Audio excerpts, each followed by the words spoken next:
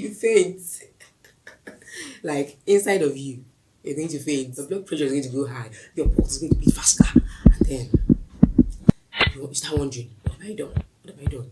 I've, I've always been a law-abiding citizen. Like, I don't purposely break the rules. I've never done that. But somehow, I still get myself into trouble.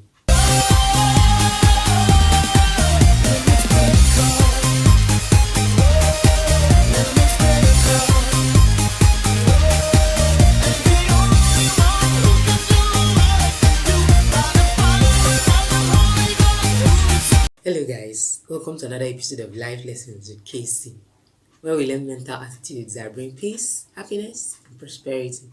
This week, I've been sharing a series of posts concerning fear and worry. And today, I want to talk about how to put an end to thoughts of anxiety. First of all, what is anxiety? Anxiety is an intense feeling of worry and fear, nervousness. Worry and fear is a word for me. Anxiety is an intense feeling of worry and fear. We've all had that feeling at some point in our lives. Anxiety affects your mind, it affects your body, it affects you in so many ways, both the ways you know and the ways you don't know. So, how do we, put an end to anxious thoughts? I want to tell us a story that we know very well. The story of Esther in the Bible. There was a fight between Haman and Mordecai. Mordecai does not bow down to Haman, and Haman was enraged. So he decided to kill both Mordecai and all his people because he realized that Mordecai was not bowing down to him because he was a Jew. So he decided to deal with Mordecai and all the Jews. Now what this meant was that everybody who was a Jew in that land was going to be killed. So Mordecai approached Esther, who was like a daughter to him, and told him, okay, go and meet the king and plead on behalf of your people. Now, I want you to put yourself in the place of Esther. She must have thought about it, that, okay, I'm the king's wife, yes, but I don't have the right to go to him. If I go there, it's either I'm killed or the king saves me. Can you imagine the nervousness, the anxiety?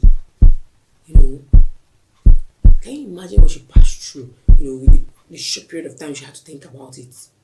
She had to think about it that, okay, what if I go and the king kills me? Esther finally came to a conclusion. She said, okay, see, I'm going to go to the king. If I perish, I perish. That is what you should say to your anxiety. That anxious thoughts that has not allowed you to rest.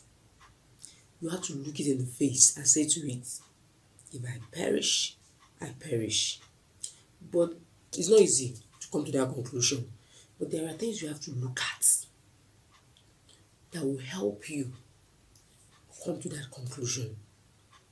One, you have to look at your values. What do you value? Anytime you're faced with a problem, anytime you have to make a decision, you have to look at your values. Your values. Now, for someone who values family, and you're faced with making a decision that has to do with is either you do this or you die. If you don't do it, your family will be wiped out. For someone who values family, you don't have to think about it twice, because you know you want to save your family. You know you can't live with yourself if anything should happen to your family. So you have to look at your values. At the face of anxiety, Consider your values. If the anxiety is about making a decision, consider your values, and then let your values be a guide to decision you will end up with. Secondly, you have to stop trying to control the future, because your thoughts, anxiety mainly comes from trying to control what happens next. Trying to control what happens in your thoughts is another chief cause of anxiety. So you have to learn you know, to forget about what happens next.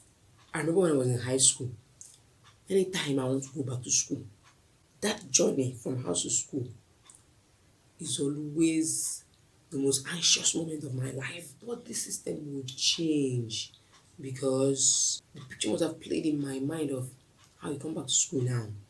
And the first person you meet will ask you to kneel down. And in the morning, you have to start thinking about doing your morning duties. Maybe your duty for Mondays is to clean the corridor.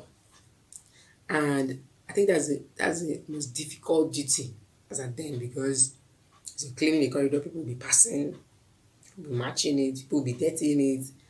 And at the end of the day, you're the one, if it's still dirty, you're the one that will be held responsible. Now, all these things may not happen, but somehow, you know, your mind gets anxious and panics. You already imagine how somebody's going to slap you, how somebody's going to ask you to go to a far place and fetch water, those things. But I still go back to school, even with all those things. And most times, what I notice is that when I get back to school, it is not always as bad as I imagined. You know, it is not always as bad as I imagined. Now, what if I refused to think about those things? To just focus on the moment where I'm traveling, I'm enjoying my journey, I'm looking around, I'm seeing things. You understand? So being in the moment, staying on this moment, letting your mind stay on the moment, letting your mind stay on the moment, letting your mind stay on the moment is a way to stop anxious thoughts. Then the third approach I want to talk about is the approach that Esther used. The point where she had to stop thinking about what may happen. The point where she refused to give more time to those thoughts. And she said, if I perish, I perish. When those thoughts begin to come to your mind, and you see the worst case scenarios, you understand? If you're able to look at that worst case scenario and say, I refuse to think about you anymore. If I perish, I perish. That is your freedom. That is how you become free from anxious thoughts. I've had cases of anxiety, but my the things that made me anxious actually were small things. Like when I was a high school teacher, anytime they tell you the principal calls for you, you faint. Like inside of you, you're going to faint. Your blood pressure is going to go high. Your pulse is going to beat faster, and then you start wondering, what have I done? What have I done? I've always been a law-abiding citizen. Like, I don't purposely break the rules. I've never done that. But somehow, I still get myself into trouble. But after I've said, okay, what have I done? What? Like, imagine all the worst case scenarios. I'll be like, okay, let me go. You know, I come to the conclusion where I say, if I perish, I perish. But that's because I don't have a choice. Like, I must go now. But what about situations where, you have a choice to choose to, look your anxiety in the face and say, I perish, I perish. But that should not be the final point. I think the final point should be that you pray. In the story of Esther, Esther said to Mordecai, "Go, gather together all the Jews who are in Susa and fast for me. Do not eat or drink for 3 days, night or day. I and my maids will fast as you do. When this is done, I'll go to the king, even though it is against the law. If I perish, I perish." So prayer gives you confidence. Pray.